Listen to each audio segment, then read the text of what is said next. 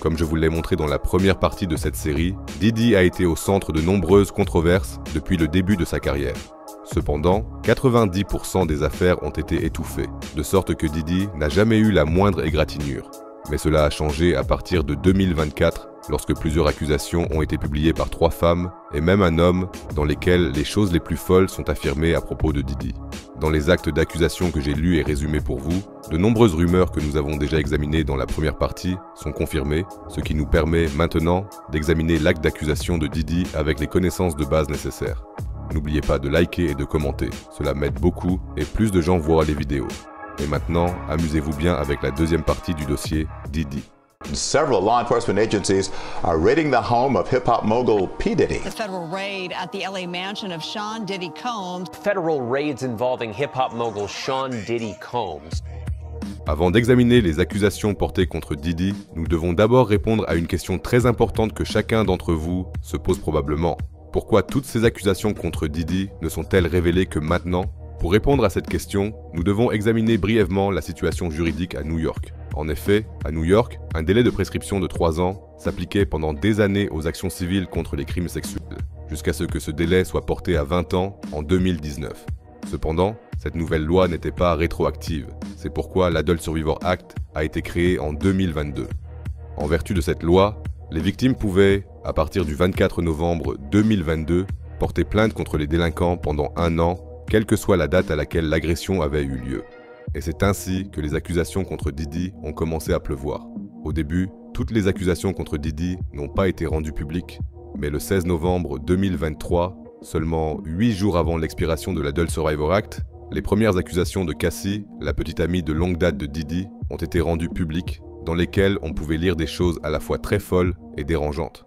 Pour ceux qui ne savent pas ce que contient l'acte d'accusation de Cassie, je vais le résumer. Et ceux d'entre vous qui connaissent déjà l'acte d'accusation peuvent passer les 5 premières minutes. Au début de l'acte d'accusation, on explique comment les deux se sont rencontrés fin 2005. Diddy a entendu Cassie chanter dans un club et a été tellement fasciné par elle qu'il lui a proposé un contrat chez Bad Boy Records. À ce moment-là, Cassie n'avait que 19 ans et Diddy 37 ans. Et bien qu'ils aient été en couple, Diddy a commencé à la harceler jusqu'à ce qu'il devienne de plus en plus agressif. Lors de la fête d'anniversaire des 21 ans de Cassie, Diddy a franchi une première fois la limite et l'a entraînée aux toilettes pour l'embrasser contre son gré. Elle s'est défendue, s'est immédiatement enfuie et n'en a parlé qu'à sa meilleure amie, par honte. Après cette agression, Diddy n'a plus lâché prise et a insisté pour sortir avec elle. Comme Cassie avait peur que d'autres refus aient des conséquences sur sa carrière musicale, elle a accepté en septembre 2006. Quand il est venu la chercher, Diddy était déjà ivre et a donné à Cassie une pilule qu'elle devait prendre sans lui dire que c'était de l'ecstasy. Puis il a conduit ivre jusqu'à un salon VIP où ils n'ont pas été admis parce que Diddy avait des ennuis avec les videurs, de sorte que Cassie est rentrée chez elle.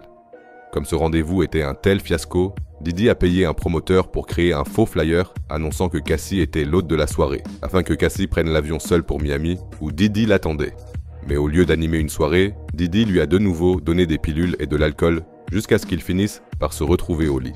C'est ainsi qu'a commencé la relation entre Cassie et Diddy, de presque 20 ans son aîné. Selon l'accusation de Cassie, Diddy a un problème énorme avec les drogues, telles que les opiacés, qu'il consommerait quotidiennement. Et à cause de sa consommation de drogue et d'alcool, Diddy serait très agressif et un maniaque du contrôle. Quand elle ne lui obéissait pas, il commençait à la frapper, parfois si fort qu'elle s'évanouissait. À cause des coups de Diddy et de sa forte consommation de drogue, Cassie a dû consulter un médecin. Même le résultat de l'IRM a été envoyé à Diddy pour que personne ne le sache. Et c'était toujours comme ça quand il blessait ou opprimait Cassie. Mais Diddy ne se contentait pas de passer ses agressions sur Cassie, il s'en prenait aussi à son entourage. Plusieurs situations sont mentionnées dans l'acte d'accusation, dans lesquelles Cassie a dû voir Diddy péter un plomb. Lors d'un incident où Cassie et Diddy consommaient à nouveau de la drogue dans la villa de Diddy à Los Angeles, la sécurité de Diddy a fait irruption et a annoncé que Suge Knight avait été aperçu au Males Drive Dinner à Los Angeles. Totalement défoncé, Diddy s'est habillé, a sorti plusieurs armes du coffre-fort et s'est rendu à l'endroit où il pensait trouver Suge Knight. Il est également indiqué dans l'acte d'accusation que Diddy a insisté au moins 2 fois pour que Cassie garde son arme dans son sac à main afin de montrer à quel point il était puissant et dangereux pour que Cassie continue à lui obéir alors qu'elle avait été battue à plusieurs reprises par Diddy pendant plus de 10 ans. Mais ce n'est pas tout, car maintenant vient pour moi le pire passage de l'acte d'accusation. Selon le témoignage de Cassie, Diddy avait à un moment donné tellement de contrôle sur elle qu'il pouvait lui faire tout ce qu'il voulait et la forcer à coucher avec d'autres hommes qu'il engageait et payait, pendant qu'il regardait. Ces séances, qui avaient parfois lieu toutes les semaines, étaient appelées freakouts ou FOs et étaient même planifiées par les assistants de Didi. Pour la rendre docile, on lui faisait ingurgiter toutes sortes de drogues et pendant l'acte, Didi lui disait ce qu'elle devait faire. Ces freakouts étaient même filmés par Didi, qui la frappait parfois pendant l'acte. Après l'un de ces freakouts, Didi a même été filmé par une caméra de surveillance de l'hôtel en train de frapper Cassie. Mais selon l'acte d'accusation, Didi a payé 50 000 $ pour les dommages causés à l'hôtel et pour l'enregistrement vidéo, de sorte que cet incident n'a jamais été rendu public. Même les amis de Cassie n'étaient pas à l'abri de Didi, car selon l'acte d'accusation, il a interrompu le dîner d'anniversaire des 29 ans de Cassie et l'a forcée à venir avec lui pour un freak-out. Comme elle ne voulait pas y aller, elle a été forcée par les gardes du corps de Didi et ramenée à l'hôtel après le freak-out où ses amis l'attendaient. Mais comme Didi avait consommé tellement de drogue, une dispute a éclaté entre lui et une amie de Cassie, si bien que Didi a attrapé l'amie par les jambes et l'a laissé pendre la tête en bas du balcon comme un enfant. C'est tout simplement incroyable. Je pense que chacun d'entre vous se demande maintenant pourquoi Cassie n'a pas simplement pris la fuite. Mais la dernière partie de l'acte d'accusation explique clairement pourquoi elle n'a pas pu partir. En 2011, Cassie a tenté de mettre fin à sa relation avec Didi et a rencontré peu après le rappeur Kid Cudi, avec qui elle a peu à peu développé une relation. Lorsque Didi l'a appris, il s'en est pris à Cassie et a pris un tire-bouchon avec lequel il l'a frappée à plusieurs reprises. Après cet incident, elle a disparu pour se réfugier chez Kid Cudi et chez sa mère, jusqu'à ce qu'elle rencontre Didi en février 2012 à la Fashion Week de Paris. Il lui a dit qu'il allait faire exploser la voiture de Kid Cudi et qu'il devait s'assurer que lui et ses amis seraient chez eux pendant ce temps. Et peu de temps après, la voiture de Kid Cudi a effectivement explosé devant son entrée. Bien sûr, ce genre d'action l'intimidait, alors elle faisait tout ce qu'il demandait. Jusqu'en 2017. À partir de là, elle réussit de plus en plus à éviter tout contact avec Didi, jusqu'à ce qu'ils se rencontrent finalement dans un restaurant en septembre 2017 pour mettre officiellement fin à leur relation.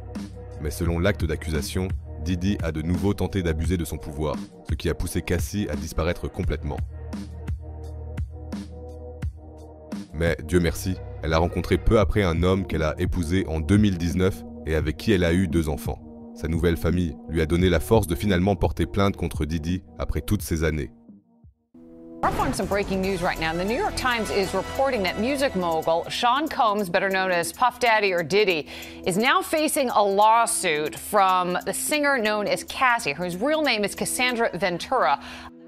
Le 17 novembre, un jour seulement après la publication de l'acte d'accusation, Didi et Cassie ont pu trouver un accord à l'amiable, de sorte que les accusations contre Didi ont été abandonnées. Selon certaines rumeurs, Cassie aurait reçu environ 100 millions de $ de Didi pour que toute l'affaire soit classée. Mais il restait encore 7 jours avant l'expiration de la loi sur les survivants adultes, de sorte que beaucoup ont flairé leur chance de justice ou de gagner beaucoup d'argent. Le 23 novembre, un jour seulement avant l'expiration de la loi, 2 femmes nommées Lisa Gardner et Joy Dickerson-Neal ont porté plainte contre Didi, affirmant que celui-ci aurait abusé de son pouvoir dans l'industrie musicale pendant plus de 30 ans. Selon les déclarations de Lisa Gardner, elle a rencontré Didi avec une amie en 1990 lors d'une soirée organisée par un label. Didi et son ami, un chanteur et compositeur nommé Aaron Hall, leur ont offert à boire et ils ont fait la fête ensemble. À la fin de la soirée, Didi et Aaron les ont invités à une after-party chez Aaron où elles ont continué à boire jusqu'à ce que l'ambiance change très rapidement. Après un certain temps, Didi l'aurait alors forcé à avoir des relations sexuelles. Et une fois qu'il aurait fini, Aaron Hall se serait également livré à des actes sexuels avec elle.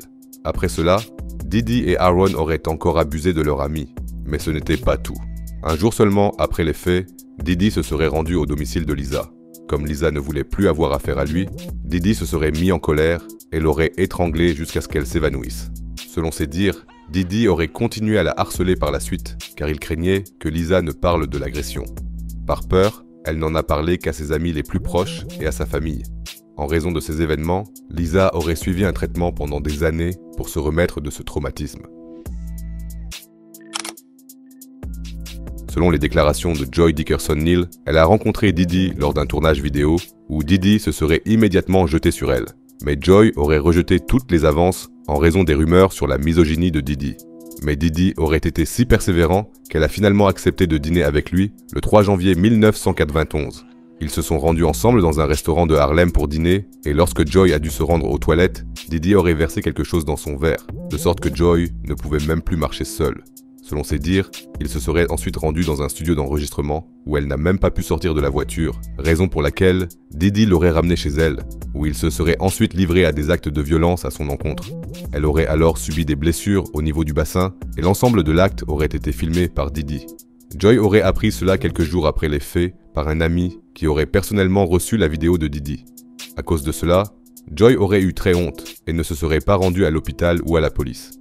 Selon ses déclarations, elle aurait eu des problèmes psychologiques pendant des années après les faits et aurait même dû abandonner ses études universitaires.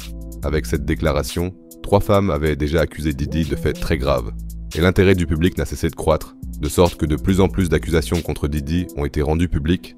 Après les accusations de Cassie, Lisa et Joy, une femme qui n'avait alors que 17 ans a également porté plainte. Dans le dossier, la victime a reçu le surnom de Jane Doe afin de protéger sa vie privée. Selon Jane Doe, elle a rencontré un ami de Diddy dans une boîte de nuit près de Détroit alors qu'elle n'avait que 17 ans. Elle a ensuite pris l'avion avec lui pour New York dans le jet privé de Diddy afin de le rencontrer.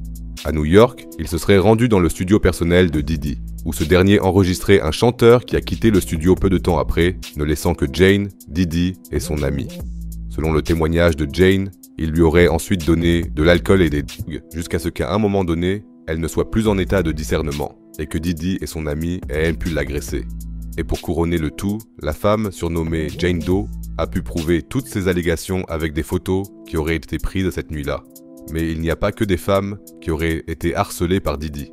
Un producteur nommé Rodney Jones, alias Lil Rod, a également déposé une plainte qui a tout pour plaire. De toutes les poursuites, la plainte de 70 pages de Lil Rod est la plus folle et la plus accablante. Il incrimine non seulement Diddy, mais presque tout le monde autour de lui, et ne fait aucune distinction entre les stars d'Hollywood et la famille de Diddy.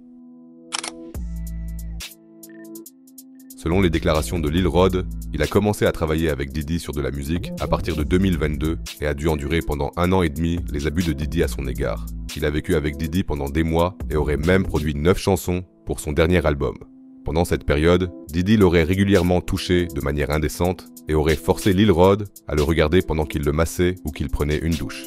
Lil Rod a également déclaré que Diddy avait essayé de le convaincre d'avoir des rapports sexuels avec lui.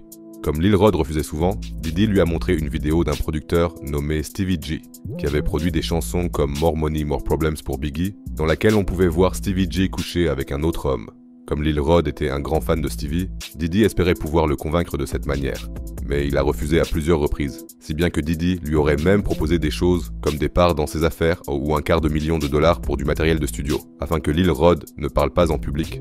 Comme preuve, Lil Rod a envoyé des captures d'écran dans lesquelles on pouvait voir la vidéo de Stevie G en question. Je ne vais pas montrer les images ici, car j'essaye moi-même de les faire sortir de ma tête. Mais ce n'était que le début. Vous vous souvenez de la première partie où nous avons parlé des rumeurs concernant Usher et Diddy? C'est exactement ces rumeurs que Lil Rod a confirmées dans son accusation. Selon ses déclarations, Diddy lui aurait dit qu'il avait eu une relation avec 2 hommes célèbres. Un chanteur de R&B qui s'est produit au Super Bowl et un rappeur de Philadelphie qui est sorti avec Nicki Minaj. Pas besoin d'être un génie pour comprendre qu'il s'agit d'Usher et de Meek Mill. Selon Lil Rod, il aurait même vu Usher, Meek et Diddy faire la fête avec des mineurs sur un yacht. Il a également déclaré que Diddy avait essayé de le draguer et de le mettre en contact avec d'autres hommes, comme par exemple l'acteur Cuba Gooding Jr. que vous avez tous sûrement déjà vu quelque part dans un film. Selon Lil Rod, Cuba Gooding Jr. l'aurait touché de manière indécente et n'aurait arrêté que lorsque Lil Rod l'aurait repoussé violemment. Ces déclarations ont également été étayées par des photos censées montrer comment l'acteur s'est attaqué à Rod. Cuba Gooding Jr. est également connu pour ses comportements agressifs, ce qui lui a valu d'être accusé par 3 femmes l'année dernière. Rod affirme en outre que Diddy l'a drogué en février 2023 en versant de la drogue dans ses boissons. Rod se serait ensuite réveillé nu à côté de 2 prostituées et de Diddy, sans se souvenir de la veille. Il a même donné les noms de certains trafiquants de drogue, comme Brandon Paul, qui a été arrêté à Miami le 25 mars alors qu'il s'apprêtait à monter à bord du jet privé de Diddy. Lors de son arrestation, de la drogue a été trouvée dans son sac, mais il a été libéré après avoir payé une caution. Brandon a dû répondre de ses actes devant un tribunal, ce qui montre, je pense, que la police prend très au sérieux toutes les déclarations de Lil Rod. Selon ses dires, Diddy paierait même plusieurs femmes par mois pour qu'elles se prostituent fructueux pour lui, comme par exemple la rappeuse Young Miami. Mais en plus de la drogue, des fêtes et des femmes, Lil Rod a également parlé des excès de violence dans lesquels Diddy était impliqué. Dans la première partie, je vous ai dit que P. Diddy pourrait être celui qui a tiré sur une femme au visage dans une boîte de nuit en 1999.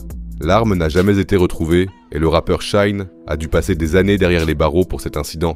Mais selon les déclarations de Lil Rod, Diddy lui aurait dit que c'était lui qui avait tiré dans la boîte de nuit et que J-Lo avait apporté l'arme dans la boîte de nuit qu'elle avait ensuite remise à Diddy et avait fait disparaître. Cela corrobore à nouveau la déclaration de la femme qui a reçu une balle dans le visage ce soir-là, qui affirme encore aujourd'hui que Diddy était le coupable. Rod aurait également été témoin de quelques accès de violence. Selon ses dires, il se trouvait avec Diddy dans un studio d'enregistrement à Los Angeles en septembre 2022 lorsqu'une dispute a éclaté entre Diddy, son fils Justin et un ami de Justin. La dispute s'est déplacée vers les toilettes où Rod a soudainement entendu un coup de feu puis a vu l'ami gisant sur le sol ensanglanté. Il l'a aidé à se relever et l'a installé sur les toilettes tandis que d'autres témoins appelaient une ambulance. Lorsqu'ils ont voulu emmener le blessé à l'ambulance, Diddy a donné des instructions strictes, leur disant qu'il ne devait pas mentionner son nom à la police, et qu'il devait prétendre que l'ami avait été touché par une voiture qui passait. Et c'est exactement ce que tout le monde a fait, de sorte que Diddy n'a jamais été inculpé. Ces déclarations ont également été accompagnées de photos montrant du sang dans les toilettes du studio. Selon les déclarations de Rod, le tireur serait soit Diddy, soit son fils. Et comme preuve, Rod a même conservé un vêtement de la victime sur lequel se trouve son ADN. Little Rod a conservé de telles preuves pour sa propre sécurité, car Diddy l'aurait menacé à plusieurs reprises. Il aurait dit des choses comme qu'il était prêt à tuer sa propre mère, qu'il n'aurait donc aucun mal à faire du mal à Little Rod. Diddy lui aurait aussi souvent montré des armes, et se serait vanté que son garde du corps, Fahim Mohamed, pouvait faire disparaître des gens sans problème. Little Rod s'est senti intimidé et a continué à chercher des preuves qui pourraient le faire tomber Diddy. Ceci nous amène à la partie de l'accusation qui a fait que Diddy est désormais comparé à feu Jeffrey Epstein.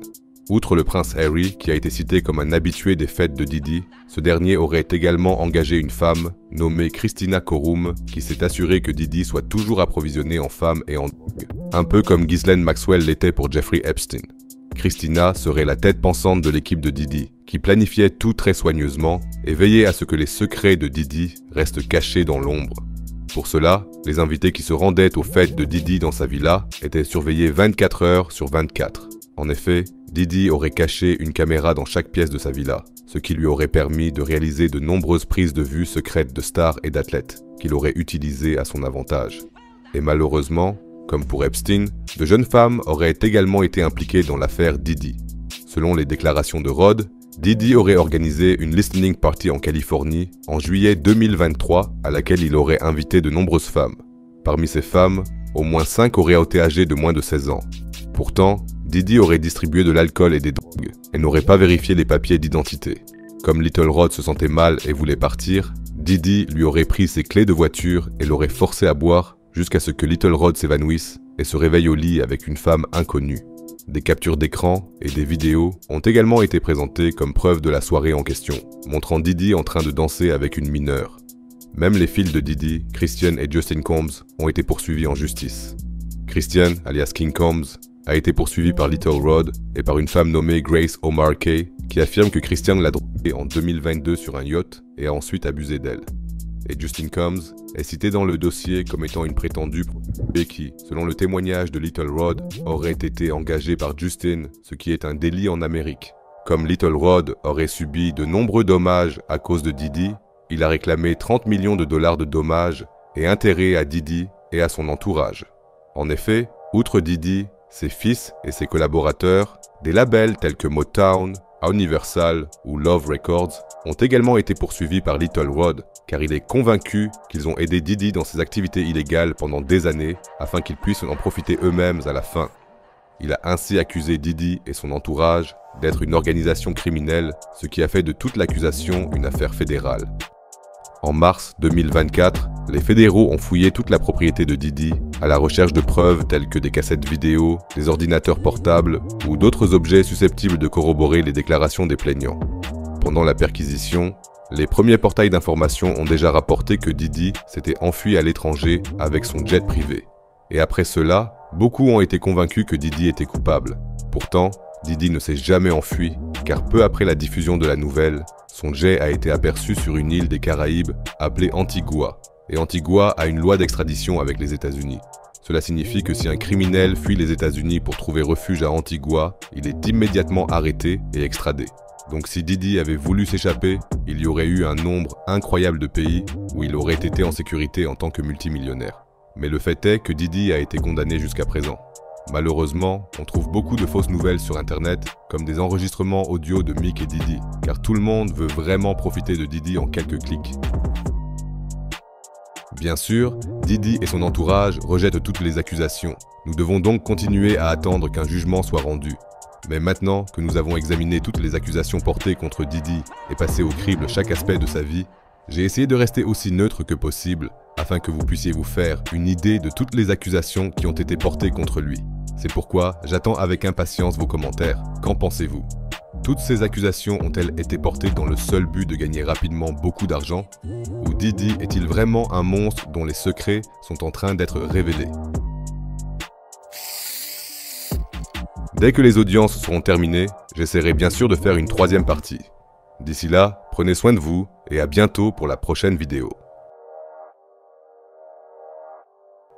Got it.